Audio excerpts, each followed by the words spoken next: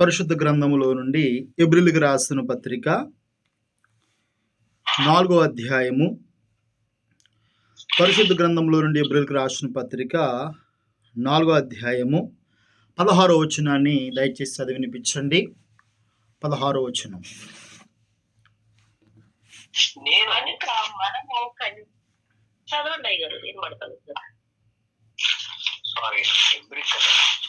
ఎబ్రిల్కి రాసిన పత్రిక 4వ అధ్యాయము 16వ వచనం. కనుక మనము ధైర్యపడి సమయోచితమైన సహాయము కొరకు కృప పొందినట్లు ధైర్యముతో కృపాసనము వద్దకు చేరుదము. ఆమేన్. చాలండి.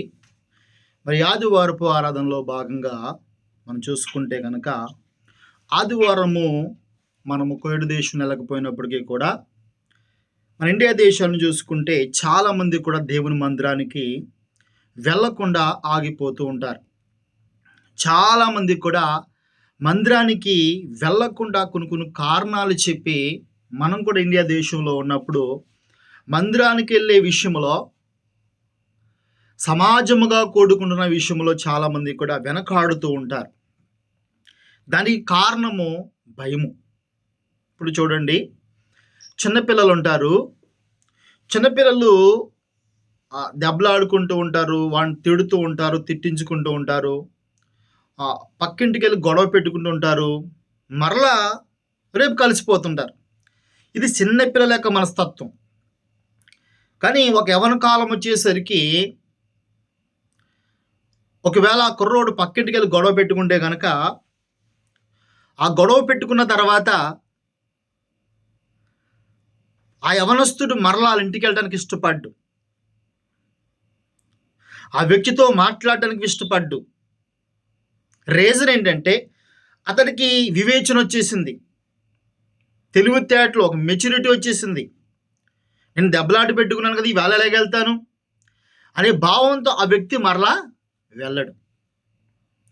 అయితే క్రైస్తవ జీవితంలో కూడా కొంత మెచ్యూరిటీ, అంటే మనము చేసే అపరాధం మనకు తెలిసినప్పుడు చాలామంది కూడా, ఎందుకంటే నిన్నే మనము ఒక సబ్జెక్ట్ని చెప్పుకున్నాం, ఇదే ఎబ్రిల్కి రాసిన పత్రికలో మరి 10వ అధ్యాయమా 12వ అధ్యాయమా నేను చెప్పుకున్నాం కదా. ఎబ్రిల్కి రాసిన పత్రిక 12వ అధ్యాయం. 12వ అధ్యాయంలో ఏముంది? మొదటి వచనంలో, 2వ వచనంలో, మనము కూడా ప్రతి భారమును సులువుగా చిక్కులు పెట్టు పాపమును విడిచిపెట్టి అంటున్నాడు. అంటే పాపం అనేది ప్రతి మనుషుని కూడా ఏం చేస్తుందమ్మా? సులువుగా సిక్కులు పెడుతుందంట. ఏంటది? ఈ లోకములో సకల దుర్నీతి పాపమే.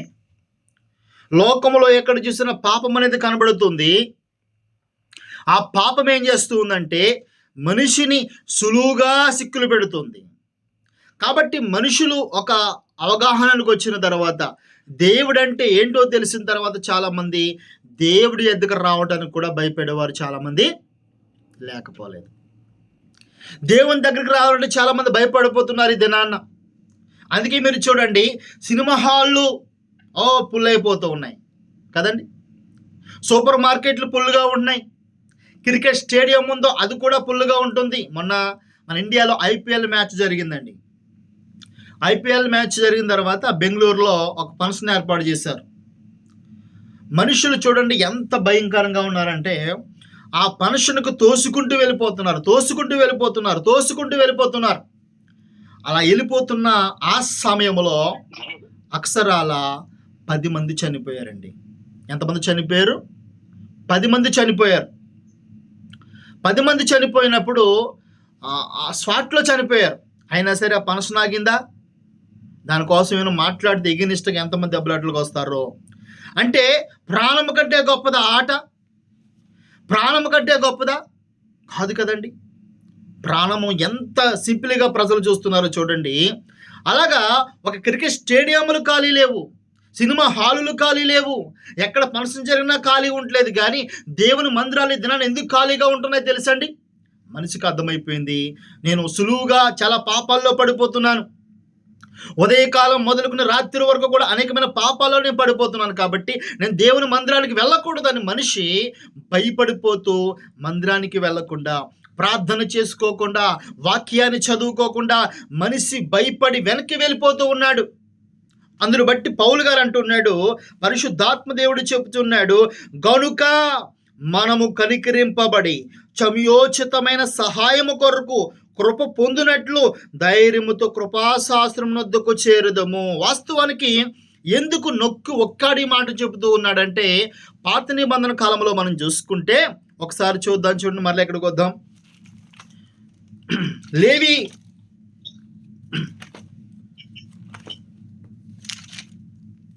లేవి కాండము 16 అధ్యాయము, లేవి కాండము 16 అధ్యాయము 2వ వచనం చదువుకుందాం. లేవి కాండము 16 అధ్యాయము 2వ వచనం.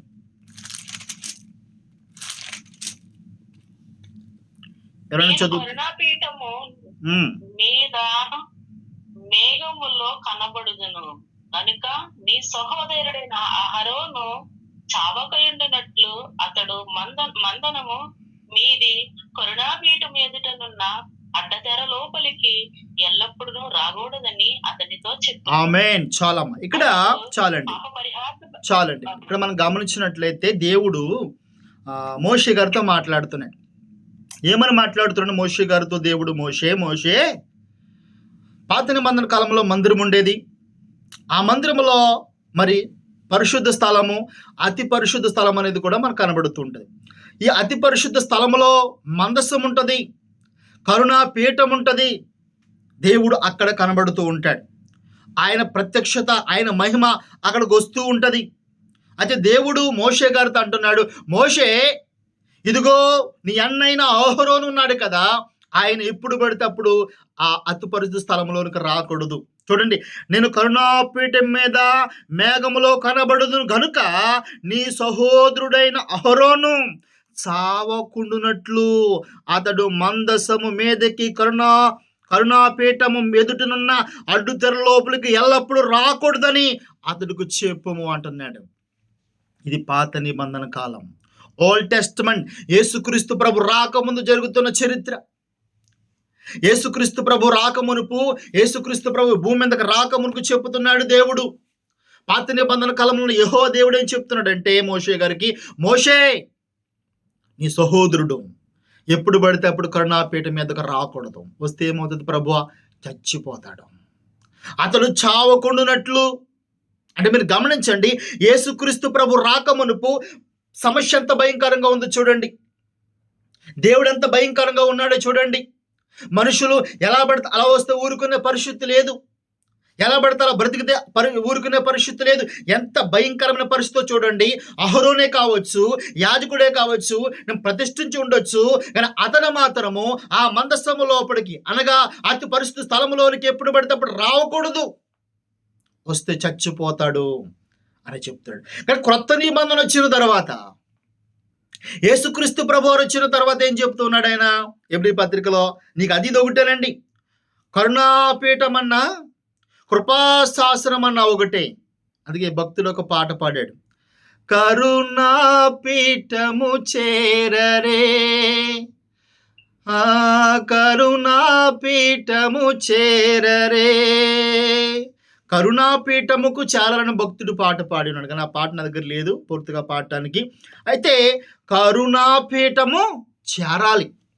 పాత నిబంధనలో దేవుడే చెప్పాడు, ఎట్టి పరిస్థితులు ఎప్పుడు పడితే అప్పుడు ఆ కరుణాపీఠం దగ్గర రావటానికి ఈరు లేదు, వస్తే చచ్చిపోతాడని చెప్పాడు. కానీ యేసుక్రీస్తు ప్రభు వచ్చిన తర్వాత, యేసుక్రీస్తు ప్రభు ఈ భూమి మీదకి వచ్చి మరణించి సిలువ వేయబడిన తర్వాత, మనందరి పాపాల నిమిత్తమైన చనిపోయిన తర్వాత, ఇప్పుడు దేవుడే చెబుతున్నాడు, పరిశుద్ధాత్మ దేవుడే చెప్తున్నాడు. ఏమని చెప్తున్నాడండి? ఏమని చెప్తున్నాడు? ఒకసారి మనము 14వ వచనం నుంచి చదువుకుందాం. అంటే మరలా ఒకసారి ఎబ్రీ పత్రికలోకి వెళ్ళి 4వ అధ్యాయము 14వ వచనం నుంచి ఒకసారి మనం చదువుకుందాం. అప్పుడు మనకి ఆ సబ్జెక్ట్ ఏంటో మనకు అర్థమవుతుంది. చదువుతారని చదివేనా? ఆకాశం మండలము గుండా వెళ్ళిన దేవుని కుమారుడైన యేసు అను గొప్ప ప్రధాన యాజకుడు మనకు ఉన్నాడు కనుక మనము ఒప్పుకున్న దానిని గట్టిగా చేపట్టుదము. మన ప్రధాన యాజకుడు మన బలహీనతల యందు మనతో సహానుభవము లేనివాడు కాడు గాని సమస్త విషయములలోనూ మనవలేను శోధింపబడినను ఆయన పాపము లేని వాడిగా ఉండెను గనుక మనము కనికరింపబడి సంయోచితమైన సహాయము కొరకు కృప పొందినట్లు ధైర్యముతో కృపాను వద్దకు చేరుదము. ఆమేన్. ఆమేన్. చాలా సంతోషము. ఇక్కడ 14వ వచనము, 15వ వచనము, 16వ వచనం ఎంత గొప్ప సబ్జెక్ట్ అంటే, నేను దేవుని కొరకు బ్రతకాలండి అని ఆశపడుతున్న ఏ బిడ్డ అయినా సరే ఒక గొప్ప ట్యాబ్లెట్ అంటే చూడండి, కొన్నిసార్లు మన జ్వరం వచ్చింది. జ్వరం వచ్చినప్పుడు వ్యక్తికి ఏం కావాలి? ఇప్పుడు అతనికి ఇండిషన్ కావాలి, ట్యాబ్లెట్ కావాలి కదండి. ఇప్పుడు క్యాన్సర్ వ్యాధి వచ్చిన అతనికి ఏం కావాలి? తనకు తగిన వైద్యం కావాలి కదండి. అంటే ఒక రొంపు వచ్చినా, ఒక దగ్గు వచ్చినా ఒక ట్యాబ్లెట్ ఉందిరా బాబు అంటే, మొన్న నాకు చాలా భయంకరమైన నడుము పట్టేసిందండి. పట్టేసినప్పుడు మరి చాలా బాధపడ్డాను. 3 days చాలా బాధపడ్డాను. నా స్నేహితుడు మరి శ్యామ్ అని ఆ స్నేహితుడు ఏమన్నాడంటే, నా దగ్గర బిల్ల ఉందండి అయ్యగారు అని చెప్పాడు. 2 ట్యాబ్లెట్లు ఇచ్చాడు. నిజంగా చాలా బట్టికి రికవర్ అయ్యింది. ఇప్పుడు ఆయన దగ్గర బిల్ల ఉంది అని తెలిసినంటే నాకు వచ్చిన ఆనందము అవధులు లేదు. పైగా ఆయన ఎలా చెప్పాడు, నాకు కూడా మొన్న ఇలాగే వచ్చిందండి, 5 days బాధపడ్డాను కానీ మంచి ట్యాబ్లెట్ దొరికిందని దెబ్బకు తగ్గిపోయిందని చెప్పాడు. వెంటనే నాకు అనిపించింది, అమ్మయ్యా నాకున్న సమస్య తీరిపోయింది. చాలా ఆనందం వేసింది, చాలా సంతోషం వేసింది. మీకు అర్థమవుతుందండి. అలాగే ఒక మనిషి లోకములో మనకు ఒక జబ్బుకు మందు దొరికిందంటే ఎంత ఆనందపడతామో, ఒక జబ్బుకి ట్యాబ్లెట్ దొరికిందంటే ఎంత ఆనందపడతామో, అలాగే నేను దేవుని కొరకు బ్రతకాలి, నేను దేవుని కొరకు జీవించాలి అని ఏ వ్యక్తి అయితే ఆశపడతాడో, ఏ వ్యక్తి అయితే తృష్ణ కోరుతాడో, లేఖనం ఎలాగుంది, ఆశ గల ప్రాణమును అయినా తృప్తిపరిచేవాడంట. ఎవరైతే నేను దేవుని కోసం బ్రతుకుతాను అయ్యగారు, దేవుని కోసం జీవించాలని ఉంది, దేవుని కోసం బ్రతకాలని ఉంది అని ఆశపడుతున్న ప్రతి బిడ్డకి, సహోదరుడు కావచ్చు, యవనస్తుడు కావచ్చు, వృద్ధులు కావచ్చు, వాళ్ళకి గొప్ప శుభవార్త. మరి మన కరోనా వైరస్ వచ్చింది కదండి. కరోనా వైరస్ వచ్చిన నెలల నుంచి ఒక వార్త మొదలైంది. ఏమనంటే లండన్లో మందు తయారైపోయిందంట, ఇజ్రాయెల్లో మందు తయారైపోయిందంట కొన్ని వార్తలు పుట్టించారు. ఇంకా తయారవ్వలేంది, మందు తయారైపోయింది, వైరస్కి వ్యాక్సిన్ వచ్చేసింది అని ఆ మాట విన్నంటనే మనకి చాలా ఆనందం వేసింది కదండి. ఇంకా తయారవ్వకపోయినా సరే ఆ వార్త వినేసరికి మనకి చాలా ఆనందం వేసింది. కారణం ఏంటి? మనిషి బ్రతకాలని ఆశ కదండి. చచ్చిపోవాలనుకుంటాం మనం ఎవరైనా. ప్రతి మనిషి లోకంలో బ్రతకాలని అనుకుంటాం, ప్రతి మనిషి జీవించాలని మనం అనుకుంటాం, ప్రతి మనిషి బ్రతకాలి జీవించాలని ఆశపడుతూనే ఉంటాం. మన జబ్బుకు మందు దొరికినప్పుడు ఎంత ఆనందపడతామో, మరి గతంలో కరోనాకి వ్యాక్సిన్ దొరికినప్పుడు ఎంత ఆనందపడి ఆ మందు వేయించుకున్నామో తెలుసు కదండి మనకి. ఆ వ్యాక్సిన్ వేయించినప్పుడు ఎవరైనా వద్దన్నారా? కొంతమంది తెలియక పాపము వేయించుకోలేదు, కానీ ఆ వ్యాక్సిన్ అందరూ కూడా వేయించుకున్నారు. కారణము మనిషి బ్రతకాలని. అదే విధముగా మనం చూసుకున్నట్లయితే గనక, నువ్వు ఆత్మీయంగా బ్రతకాలని ఆశపడుతుంటే గనక, నేను ఆత్మీయంగా బ్రతకాలండి, నా ఆత్మ చచ్చిపోకూడదు, నా ఆత్మ పరలోకానికి దేవుని దగ్గరికి వెళ్ళాలి, నేను పరిశుద్ధుడిగా జీవించాలి, నేను తండ్రితో సదాకాలం ఉండాలి అని ఏ వ్యక్తి అయితే అనుకుంటాడో ఆ వ్యక్తికి ఈ 3 వచనాలు ఎంతో అంటాడు. దావీదు అంటాడు, నాకు కొవ్వు మెదడు దొరికినట్లు అనిపిస్తుంది ప్రభు నీ వాక్యం దొరికినప్పుడు అంటాడు. అలాగే ఈ ఎబ్రిలికి రాస్తున్న పత్రిక 4వ అధ్యాయము 14, 15, 16 వచనాలు మనకి ఏంటంటే గొప్ప ట్యాబ్లెట్ అండి, గొప్ప వ్యాక్సిన్ అండి.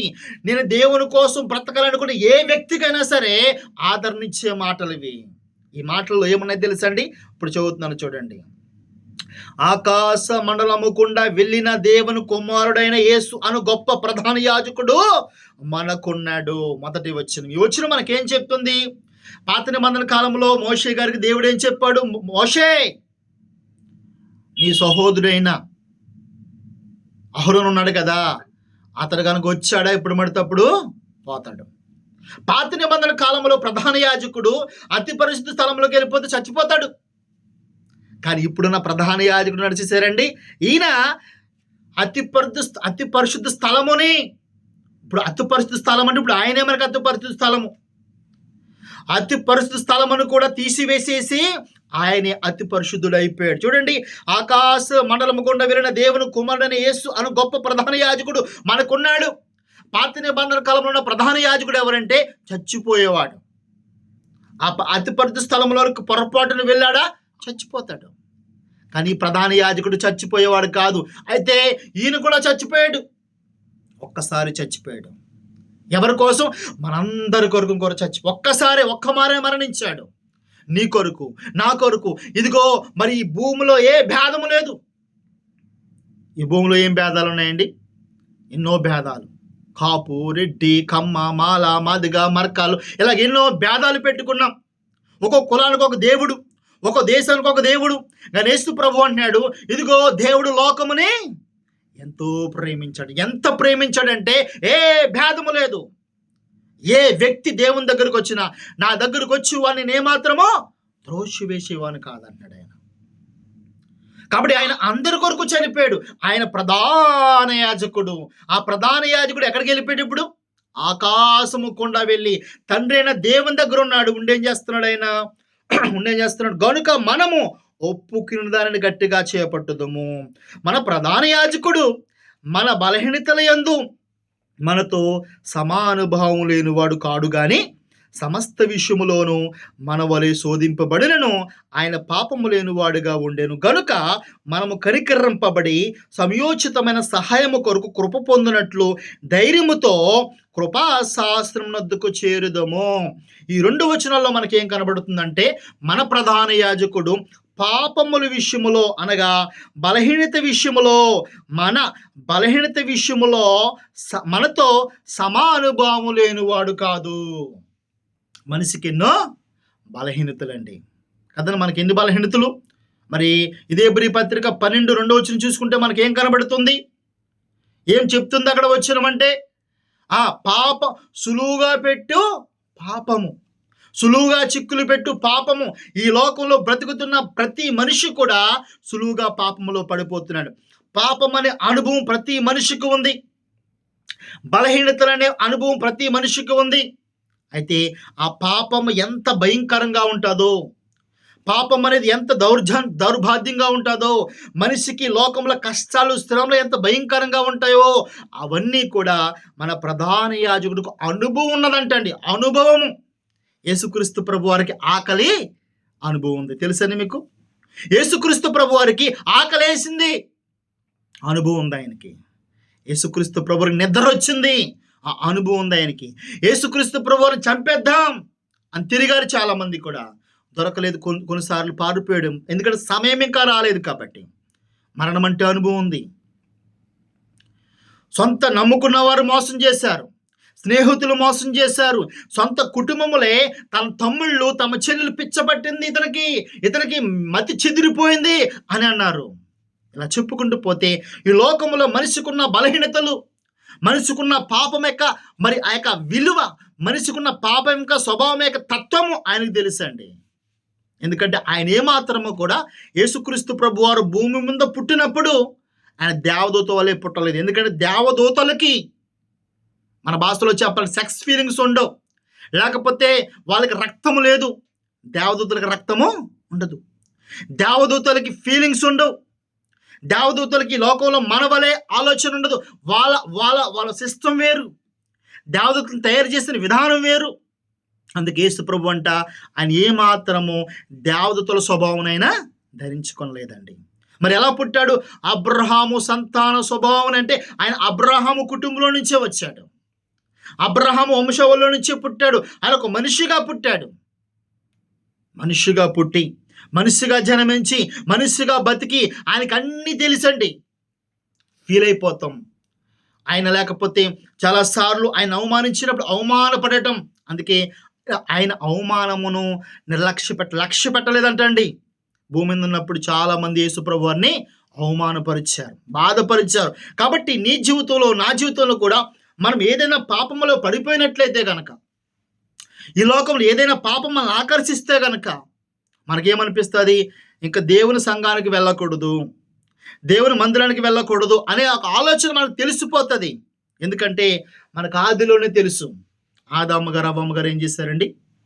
ఆజ్ఞ అతిక్రమించినప్పుడు. గుర్తుపెట్టుకోండి, పాపం అనగా కొన్నిసార్లు మనం ప్రార్థన చేయకపోయినా, వాక్యం చదువుకోకపోయినా అది కూడా మనకు పాపం అని తెలుసు. అందుకే మనము చూడండి, కొన్నిసార్లు మీరు వాక్యం చదువుకోవడం మానేయండి, ఒక 4 రోజులు ప్రార్థన చేసుకోవటం మానేయండి, అది కంటిన్యూ అయిపోతుంది, ఇంకా మారదు.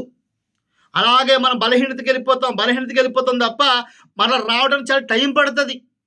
కాబట్టి అది కూడా పాపముగా మనం పరిగణన తీసుకుని ఆ పాపానికి ఏమవుతుందంటే రోజు రోజుకి దేవునికి మనము దూరం అయిపోతూ ఉంటాం. అది మన పరిస్థితి. అయితే ఇక్కడ మనం జాగ్రత్తగా పరిశీలిస్తే కనుక మనము అలాగున భయపడతాం. మరి ఆది కాండములో ఆదాము గారు అవ్వమ్మ గారు కూడా ఎవరెవరిని చూసి భయపడ్డారంట? వాళ్ళు ఆజ్ఞ అతిక్రమించారు. ఆజ్ఞ అతిక్రమించినప్పుడు దేవుడు పిలిచాడు, ఆదాము ఆదాము అని పిలిచాడండి. పిలిస్తే ఆదాము పారిపోయాడు. చెట్టు చాటు నుండి భయపడుతున్నాడు దేవుడు స్వరమిని. అంటే ఆదామును చూసి దేవుడు భయపడిపోలేదు. ఆదామును చూసి, ఎందుకంటే అప్పటికే దేవుడికి తెలుసండి ఆదాము తప్పు చేశాడని, అవ్వమ్మ గారు తప్పు చేసిందని దేవుడికి అప్పుడే తెలుసు. అనేసరి దేవుడు ఎందుకు వచ్చాడంటే ఒప్పుకుంటారేమో, రిపెండ్ అవుతారేమో, సరిదిద్దుకుంటారేమో అనుకున్నాడు. కానీ మనిషికి అర్థమైపోయింది, నేను పాపం చేశాను కాబట్టి దేవుని దగ్గరికి వెళ్ళకూడదనే భావము ఆదిలోనే వచ్చేసింది. అవ్వమ్మ గారికి వచ్చేసింది, ఆదాము గారికి వచ్చేసింది. దేవుడిని చూసి భయపడిపోయారు వాళ్ళు. ఇవాళ అదే జరుగుతుంది మన జీవితంలో. నిజమే, పాత నిబంధన కాలంలో దేవుడు చెప్పాడు, లేవి కాండములో అతి పరిశుద్ధ స్థలములోకి మీరు రాకూడదు. అది యాజకుడైనా సరే వస్తే చచ్చిపోతాడు. నూతన నిబంధన అలా కాదు, క్రొత్త నిబంధన అలా కాదు. ఇక్కడ చెప్తున్నాడు, ఇదిగో గనుక మనము కనికరింపబడి సమయోచితమైన సహాయము కొరకు, దేని కొరకు? సమయోచితమైన సహాయము కొరకు కృప పొందినట్లు ధైర్యముతో కృపాశాసనం వద్దకు చేరుదము.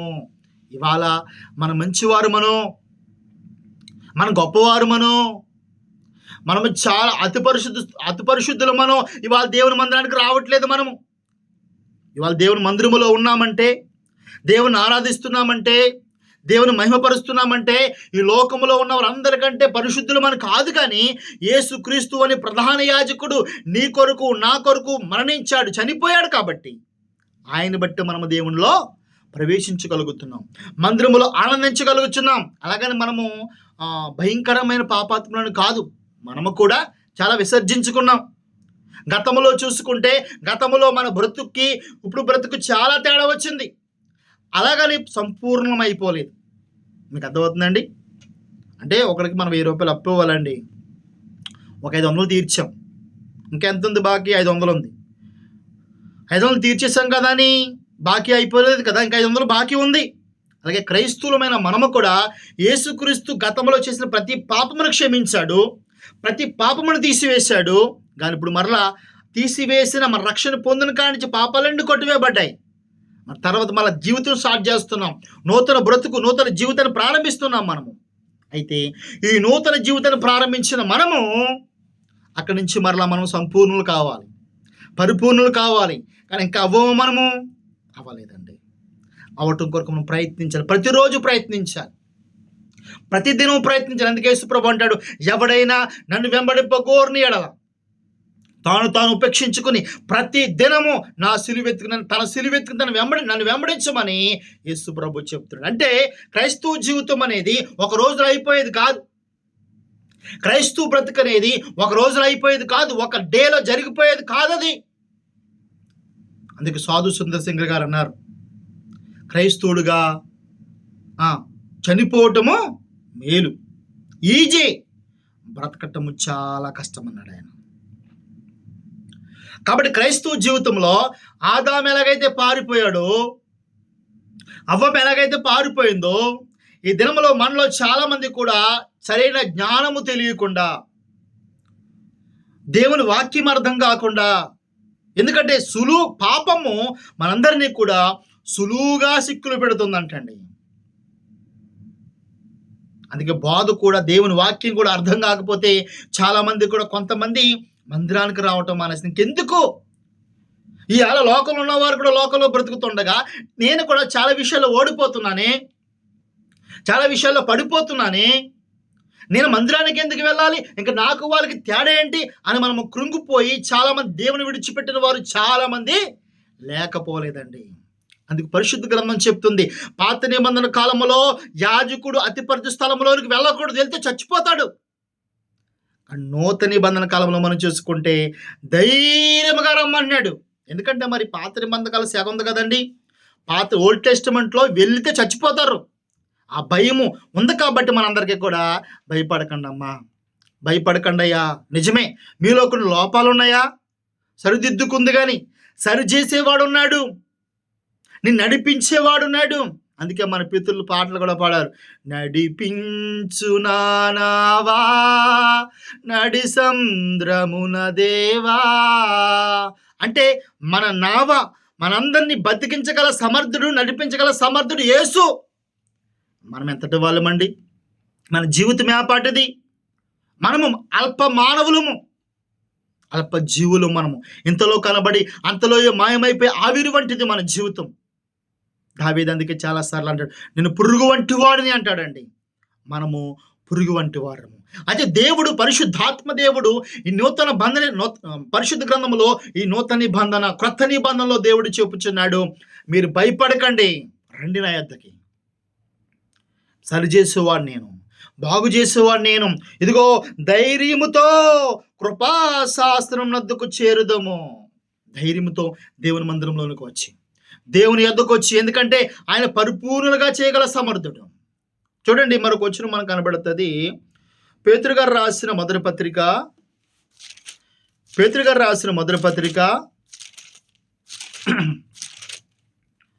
2వ అధ్యాయము 10వ వచనం. పేతురు గారు రాసిన మొదటి పత్రిక 2వ అధ్యాయము 10వ వచనం.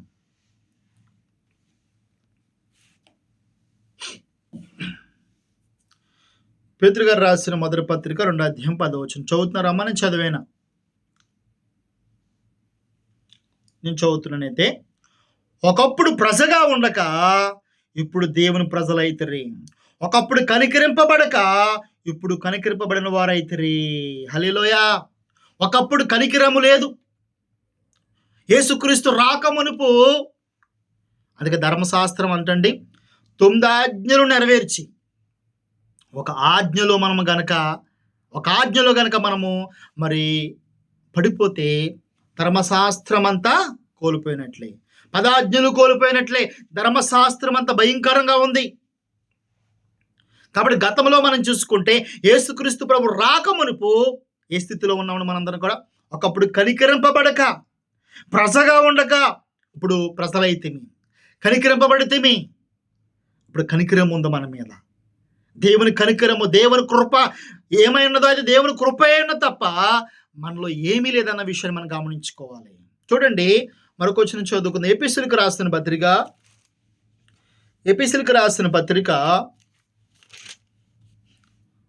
3వ అధ్యాయం 12వ వచనం. ఎఫెసీయులకు రాసిన పత్రిక 3వ అధ్యాయం 12వ వచనం.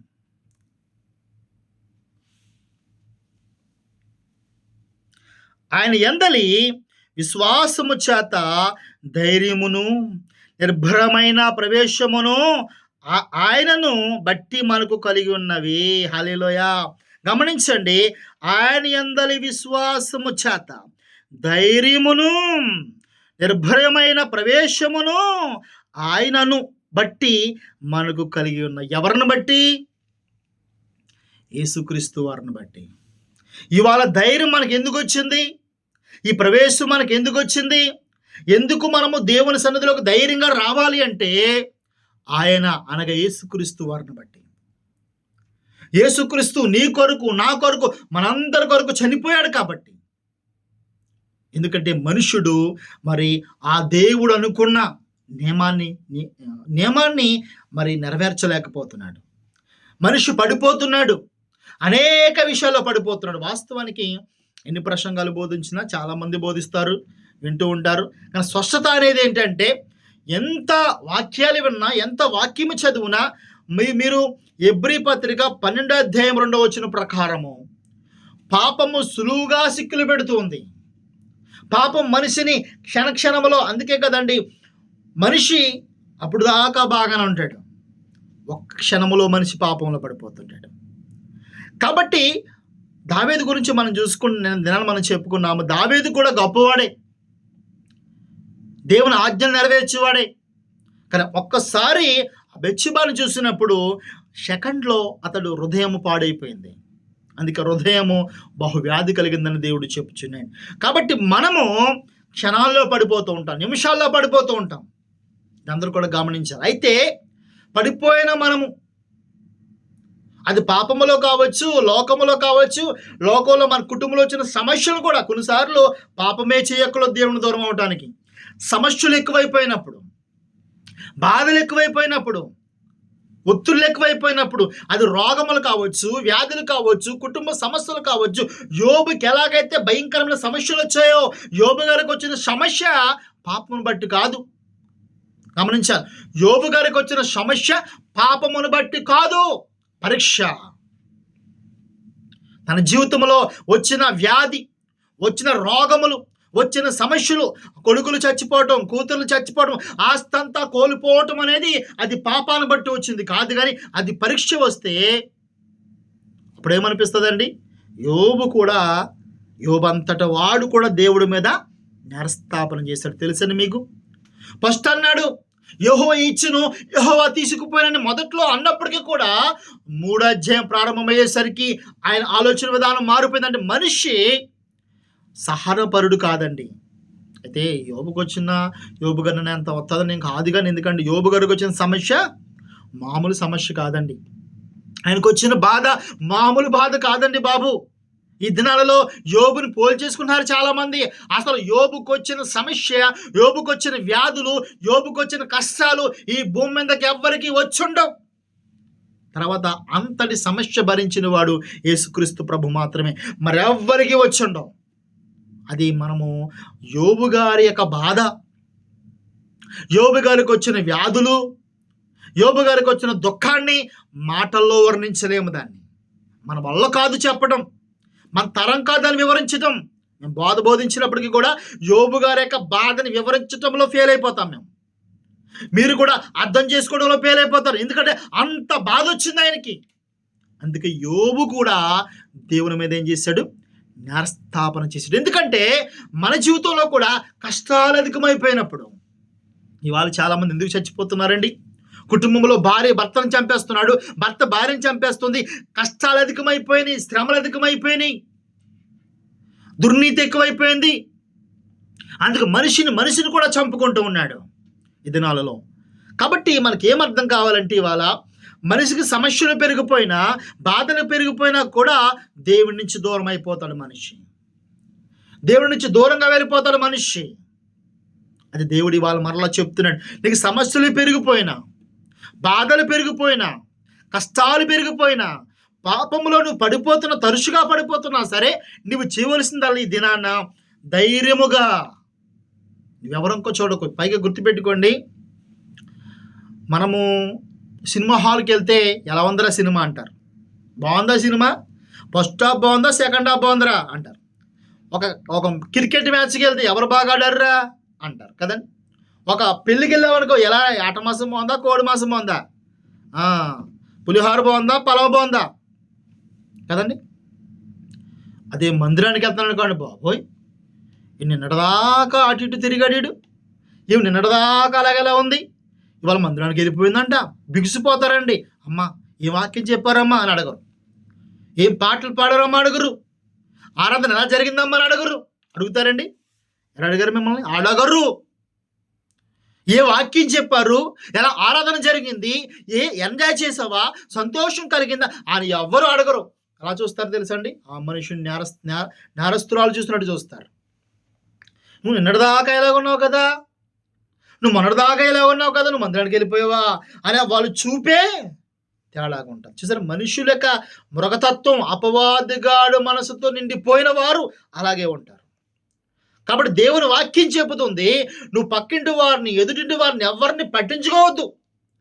దేవుని ఎద్దకు రావటం విషయంలో, దేవుని మందిరముకు రావటం విషయంలో యేసు ప్రభు కూడా ఆ రోజుల్లో భూమి మీద నివసించినప్పుడు చాలామంది పాపాత్ములు, ఆ రోజుల్లో పబ్లికమైన పాపాత్ములు ఉన్నవారు, వ్యభిచారం చేసేవారు, దొంగతనం చేసేవారు, పాపాత్ములుగా పిలువబడుతున్న సుంకరుల దగ్గర కూడా ఆయన వెళ్ళి భోజనము చేసి వారికి వాక్యాన్ని బోధిస్తూ ఉంటే, మేమే పరిశుద్ధులము, మేమే గొప్పవారం అనుకున్న పరిచయులు శాస్త్రులు అన్నారంట, ఇతను దేవుని కుమారుడైనా, ఇతను దేవుని బిడ్డ అయినా, అసలు దేవుని దగ్గర నుంచి వచ్చిన వాడైనా, మరి లేకపోతే వాళ్ళతో సహవాసం చేస్తున్నాడేంటి, వాళ్ళకి వాక్యాన్ని బోధిస్తున్నాడేంటి అంటే, ప్రపంచం ఏ కోణంలో చూస్తుందంటే, మందిరానికి వెళ్ళిన వాడు దేవుడైపోవాలి, మందిరానికి వెళ్ళిన వాడు తప్పు చేయకూడదు, మందిరానికి వెళ్ళిన వాడు తప్పు మాటలు మాట్లాడకూడదు, మందిరానికి వెళ్ళిన వాడు లోపం ఉండకూడదు.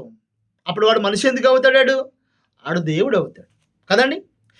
తప్పు చేయనివాడు, పాపము చేయనివాడు, తప్పులు మాట్లాడినవాడు, వాడు మనిషి కాడు, వాడు దేవుడు, యెహోవా దేవుడు అవుతాడండి. అయితే మనము దేవుని పిల్లల యొక్క దేవుని యొక్క స్వరూపం రావడం కొరకు ప్రయత్నంలో ఉన్నాం. ఒక వ్యక్తి క్రికెట్ ఆడాలి, లేకపోతే ఏదో రన్నింగ్ మ్యాచ్లో గెలవాలి. ఫస్ట్ నుంచి అతను ఏం చేస్తాడు? ప్రయత్నిస్తాడు, పరిగెట్టి పరిగెట్టి పరిగెట్టి పరిగెట్టి అప్పుడు ఒక రేంజ్కి వచ్చిన తర్వాత పోటీలో పాల్గొంటాడు. క్రైస్తవ జీవితం కూడా ఇది ఒక యుద్ధం, ఇది ఆత్మీయ యుద్ధం. అది ఆత్మీయ యుద్ధంలో సాతానుగాడు చేసే ఒక దాడి ఏంటంటే, మన చుట్టుపక్కల ఉన్న వారే మనల్ని అదో రకంగా చూపించి మనల్ని బలహీనపరిచి మందిరానికి వెళ్ళనకుండా చేసేవాడే సాతానుగాడు. సాతానుగాడు చేసే ఒకే ఒక ప్రయత్నం, ఇది రాసి పెట్టుకోండి మీరు, సాతానుగాడు చేసే ఒకే ఒక బలమైన ప్రయత్నం ఏదైనా ఉన్నదంటే దేవుడు సన్నిధి నుంచి దూరం చేయటం. అందుకే పౌలు గారు ఈ హెబ్రీయులకు రాసిన పత్రికలో, కొందరు మానుకున్నట్లు సమాజముగా కూడుకున్నట మీరు మానవద్దు. ఎందుకని? సమాజముగా కూడుకున్న మనమే కొన్ని బలహీనతలతో పడిపోతుంటే, సమాజముగా కూడని వారి పరిస్థితి ఏంటి? వాళ్ళంతా భ్రష్టులు అయిపోతారు, వాళ్ళంతా లోకంలో కలిసిపోతారు. అందుకే దేవుడు చెప్పాడు, సాతానుగాడు చేయగల ఒకే ఒక ప్రయత్నం, ఒకే ఒక బాణం, దేవుని సన్నిధికి వెళ్ళనోకుండా ఆపటం. దీనికి చాలా ప్రయత్నాలు వేస్తాడు. దీనికి ధనమేమో చూపిస్తాడు, అంటే మంచి డబ్బులు వస్తాయి. ఇవాళ ఆదివారము మందిరానికి వెళ్ళకుండా పనికి వెళ్ళిపో, డబ్బులు ఎక్కువ వస్తాయి. ఆదివారం ఒక్కరోజే కదా నీకు ఖాళీ, పిక్నిక్కి వెళ్ళు, సినిమాకి వెళ్ళు, పెళ్ళికి వెళ్ళు. లేకపోతే ఇది ఒక రకమైన ఆశ. లేకపోతే నువ్వు పాపాత్ముడివి, నిన్నే కదా పాపం చేసావు, మొన్నే కదా ఎలా ఉన్నావు, మొన్నే కదా ఎలా చేసావు, నువ్వు మందిరానికి ఎలాగెళ్తావు అని కూడా వాడు మందిరానికి వెళ్ళకుండా చేసే ఒకే ఒక ప్రయత్నం సాతానుగాడు చేసే ప్రయత్నం. అంతకుమించి వాడు ఏమి చేయలేడండి. సాతానుగాడు గూర్చిన వివరణ తెలుసుకోండి, వాడు మనిషిని టచ్ చేయలేడు, మనిషిని కొట్టలేడు, చంపలేడు, వాడికి అధికారము లేదండి. వాడు ఎవడండి? మనం ఎవరము? మనము దేవుని బిడ్డలము. మరి వాడెవడు? వాడొక పనివాడండి. అయితే వాడికి అధికారం ఇవ్వబడింది. శోధించుటకు వాడు సాధకుడే తప్ప నీ మీద అటాక్ చేసేవాడు కాదు, నిన్ను చంపేవాడు కాదు, నిన్ను కొట్టేవాడు కాదు, నిన్ను ఏదో వెళ్తుంటే పడేసేవాడు కాదు. కొంతమంది కలుగులు కౌరులు చెప్తుంటారు, సాతాను భౌతికంగా ఏ వ్యక్తిని ఏమీ చేయలేడు, వాడికి అధికారం లేదండి. ఎందుకంటే ప్రతి మనిషి చుట్టూ కంచె ఉంది. యోబు కుటుంబానికి ఎలాగైతే కంచె ఉందో ప్రతి క్రైస్తవుడికి కంచె ఉంది. ఆ కంచె దాటి మనల్ని ఎవరు ఏమీ చేయలేరు. కాబట్టి వాడు చేసే ఒకే ఒక ప్రయత్నం, ఎలా చేస్తాడో నాకు తెలియదు, సమూహముగా కూడుకోకుండా, ఆదివారం ఆరాధనలో మనం పాల్గొకుండా వాడు చేసే భయంకరమైన ప్రయత్నం ఒక్కడి చాలు మన జీవితాన్ని నాశనం చేయడానికి. కాబట్టి నా ప్రియ సంగమా, ఏ స్థితిలో అయినా సరే మనం దేవుని మందిరాన్ని మానకూడదు, దేవుని మందిరాన్ని విడవకూడదు, దేవుని మందిరాన్ని దొంగలించకూడదు. కొందరు మానుకున్నట్లు మన సమాజంగా కూడుకుంటూ మానవద్దు. లాస్ట్గా ఒక వచనం చూసి మనం ముగించుకుందాము. హెబ్రీయులకు రాసిన పత్రిక లాస్ట్గా 7వ అధ్యాయము 25వ వచనం.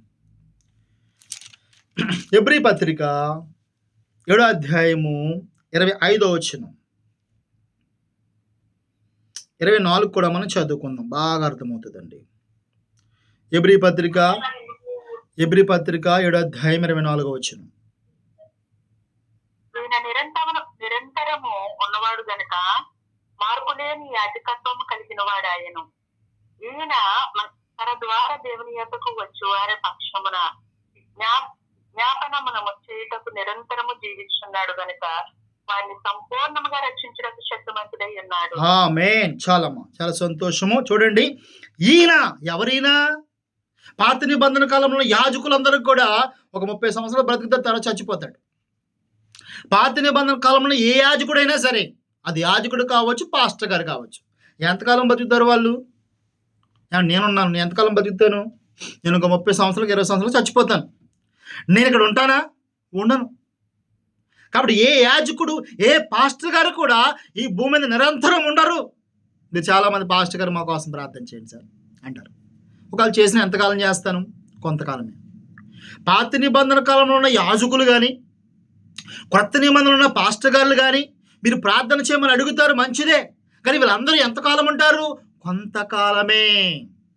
అయితే ఈ యాజకుడు, ఏ యాజకుడు? యేసుక్రీస్తు ప్రభుని యాజకుడు. ఈయన కూడా యాజకుడు, మీరు గమనించాలి. ఈయన దేవుడే కాదు. చాలామంది యేసు ప్రభుని ఎలా చూస్తారంటే ఒక దేవునిగానే చూస్తారు. గుర్తుపెట్టుకోండి, ఆయన సహోదరుడు. అనగా ఆయన చెప్పాలంటే మరి ఇక్కడ ఉంటుంది, ఆయన అనేక సహోదరుల్లో జాస్డోగునట్లు రోమపత్రికలు ఉంటుంది.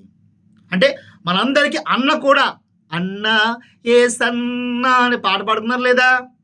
యేసు ప్రభు దేవుడే కాదు, అన్న కూడా. ఎందుకని అన్న అని పెట్టారు ఆయన విషయంలో?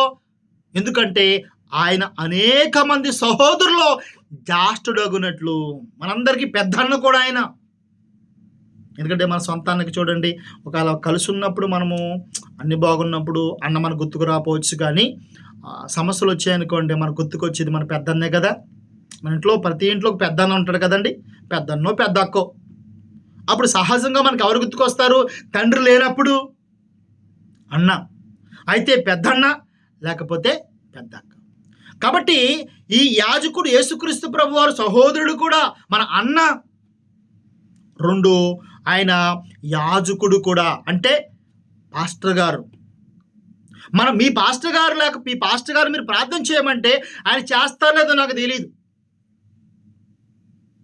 మరి యాహాన్ గారు ఉన్నారు, లేరు, వెళ్ళిపోయారా? మొన్న యాహానయ్య గారికి ఒక ఆయన ఎవరో పాస్టర్ గారు, ఈ మాట చెప్పొచ్చు తెలియదు కానీ ఒక పాస్టర్ గారు సంథింగ్ రిక్వెస్ట్ పెట్టారు. ఇదే గ్రూప్లో యాడ్ చేశారు. ఆయన్ని చేసి ఆయన మెసేజ్ పెట్టాడు. ఏమని పెట్టాడంటే యాహానయ్య గారికి, ఏమండి పాస్టర్ గారు వందనాలండి, మీకోసము నిరంతరము ప్రార్థన చేస్తున్నాం అన్నాడు ఆయన. ఓరు బాబోయ్, ఒక్కోసారి మన కోసం మనమే చేసుకోం ప్రార్థన. ఆయన ఎవరో, మరి ఈయన ఎవరో ఆయన తెలియదండి. రిక్వెస్ట్ పెట్టాడు, పెట్టి మీకోసం నిరంతరం ప్రార్థన చేస్తామని చెప్తాడు ఆయన. గుర్తుపెట్టుకోండి, పాస్టర్ గారు, మీ పాస్టర్ గారైనా ఏ పాస్టర్ గారైనా సరే ప్రార్థన చేస్తారు, నిరంతరము చేయలేరు. ఒకవేళ కొన్నిసార్లు మర్చిపోవచ్చు కూడా, ఎందుకంటే ఆయనకుండే బాధలు ఆయనకి ఉంటాయి, ఆయనకుండే సమస్యలు ఆయనకు ఉంటాయి.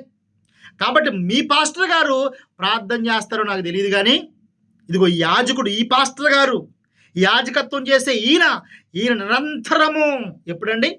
నిన్న నేడు నిరంతరము ఏకరీతిగా ఉన్నాడు. ఈయన మొన్నున్నాడు, నిన్నున్నాడు, ఈ వాలున్నాడు, రేపు కూడా ఉన్నాడు. నిన్నున్నాను, ఈ వాలున్నాను, రేపు నాకు తెలియదు కదండి.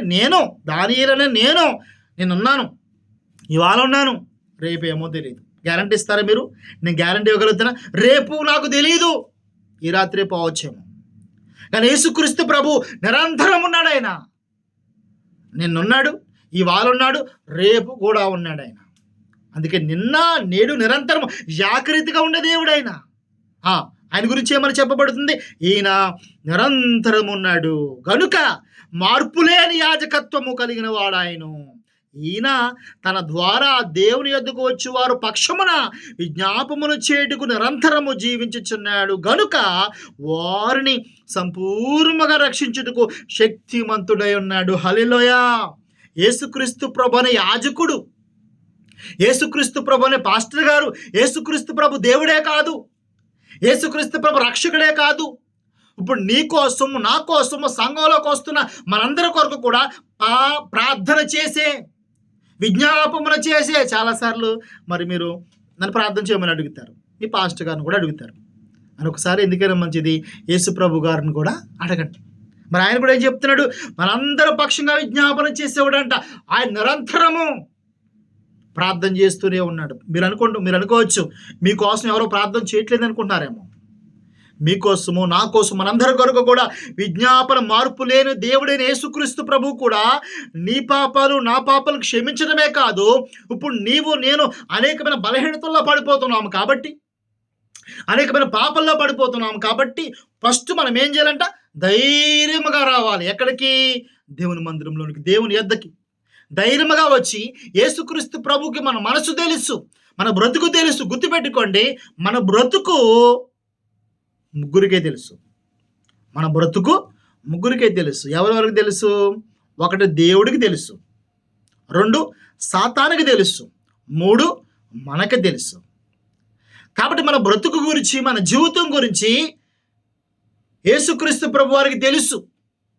మనం ఆయన మందిరంలోకి వచ్చి పెదవలిప్పకపోయినా సరే హృదయంలో మనకు పాపముల గురించి చింతిస్తూ ఉంటే, మన బాధని చెప్పుకుంటూ ఉంటే, యేసుక్రీస్తు ప్రభు ఆయన ఎలాగున్నాడంప? నిరంతరం యాజకత్వం కలిగి ఉన్నాడు. ఈయన ద్వారా దేవుని ఎద్దుకు వచ్చి వారి పక్షమున ఎవరి పక్షంగా ప్రార్థన చేస్తాడు ఆయన? ఇప్పుడు చాలామంది, కొంతమంది నాకెందుకంటే దేవుడు అని మందిరం మానేస్తున్నాడు. ఇప్పుడు దేవుడు మందిరం ఎద్దుకు రాని వారి కోసం ఆయన ప్రార్థన చేస్తాడా? దేవుడి ఎద్దుకు రాకపోతే ప్రార్థన చేస్తాడు. ఎందుకు చెప్తున్నాను? ఈ లోకంలో బైబిల్ చెప్తుంది, నీతిమంతులు లేడు, ఎవడు లేడు, ఒక్కడు లేడంటే. ఈ లోకంలో నీతిమంతుడు అనేవాడు, పరిశుద్ధుడు అనేవాడు ఒక్కడు లేడు. అందులో ఏమాత్రం డౌట్ లేదు. అయితే ఎవరైతే యేసుక్రీస్తు దగ్గరకు వస్తారో, యేసు ప్రభు దగ్గరకు వస్తారో, ఇప్పుడు ఆయన మన కోసం ప్రార్థన చేస్తాడంట, మన కొరకు విజ్ఞాపన చేస్తాడు. ఎందుకని ప్రార్థన చేస్తాడు? ఎందుకని విజ్ఞాపన చేస్తాడు? దేనికోసం చేస్తాడు ఆయన? గుర్తుపెట్టుకోండి, మరలా మన ఇల్లు కోసం, మన పెళ్లి కోసం, పనసల కోసం కాదు నేను ప్రార్థన చేసేది. ఎందుకోసం? మన ఆత్మ కోసం. మన ఆత్మ అగ్నిలో నశించకుండా, నరకంలోకి వెళ్ళిపోకుండా ఆ పరలోక రాజ్యం పోవాలని నీ కొరకు, నా కొరకు నిరంతరమైన ప్రార్థన చేస్తూనే ఉన్నాడు. ఎందుకని ప్రార్థన చేస్తున్నాడంటే ఆయన ఏమని ప్రార్థన చేస్తున్నాడు? విజ్ఞాపన చేయడు నిరంతరము జీవించుచున్నాడు గనుక వారిని సంపూర్ణముగా రక్షించుటకు శక్తిమంతుడై ఉన్నాడు. అంటే మన ఆత్మని సంపూర్ణముగా చేసి, సంపూర్ణమైన రక్షణ నీకు నాకు ఇవ్వాలని యేసుక్రీస్తు ప్రభుని యాజకుడు, యేసుక్రీస్తు ప్రభుని దేవుడు, యేసుక్రీస్తు ప్రభుని అన్న నీ కొరకు, నా కొరకు నిరంతరము కూడా ప్రార్థిస్తున్నాడు. ఎప్పుడు చేస్తాడంటే నిన్ను దేవుని దగ్గరకు వచ్చినప్పుడు, దేవుని మందిరములో ఉన్నప్పుడు, దేవునితో ఉన్నప్పుడు. అందుకే యేసు ప్రభు అంటాడు, నాకు వేరుగా ఉండి మీరేమీ చేయలేరంట. కాబట్టి నా ప్రియ సహోదరులారా, కృపాశాస్త్రమునొద్దకు మనము ధైర్యంగా రావాలి. పాత నిబంధన కాలంలో ఒకవేళ ధైర్యంగా వెళ్ళినా పోతాడు వాడు. ఓల్డ్ టెస్టమెంట్లో యాజకుడు అహరోనే కావచ్చు, ఆ అహరోను కూడా ధైర్యంగా మా దేవుడేలే, మనం మాట్లాడాం కదా, మన అద్భుతాలు చేశాం కదా, ఏమంటాడులే అని జాయిగా ఆ అడ్డుతెర తప్పించుకుని ఆ అతి పరిశుద్ధ స్థలములో కృపాశాస్త్రం వద్దకి, కృపాపీఠం దగ్గరికి వెళ్ళాడా? వెళ్ళిన ఒక్క నిమిషంలో చచ్చిపోతాడు. ఇది పాత నిబంధన. ఈ రోజున దేవుడు రివర్స్లో చెప్తున్నాడు, ధైర్యంగా రండి. ఆదాము పారిపోయినట్లు, అవమ్మ గారు వెళ్ళిపోయినట్లు కాదు, మనము ధైర్యంగా క్రీస్తుని బట్టి దేవుని సన్నిధిలోకి వస్తూ, దేవునిలో బలపడుతూ ముందుకు కొనసాగాలని కోరుకుంటూ నా మాటలు ముగిస్తూ ఉన్నాను. మీ అందరికీ వందనాలండి. అందరికీ వందనాలు.